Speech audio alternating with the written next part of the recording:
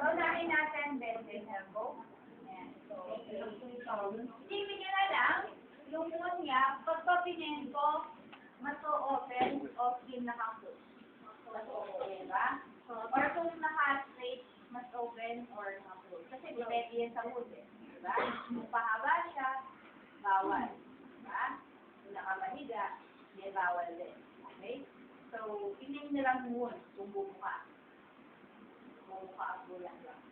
Okay, yan. So, lagyan natin ng dressing. Okay, lalagyan ng dressing. So, kung medyo malaki, ang ano na dressing nyo, so pwede na tayo mag-start. Depende. Okay? Depende sa, depende. Kung mapayat naman, alam mo, sinabi. So, ikot lang natin. 1, 2, kulang. And then, lagi lang natin tatandaan dito. Kung ikaw pa kaloob, ikaw pa palabas. Lagi mo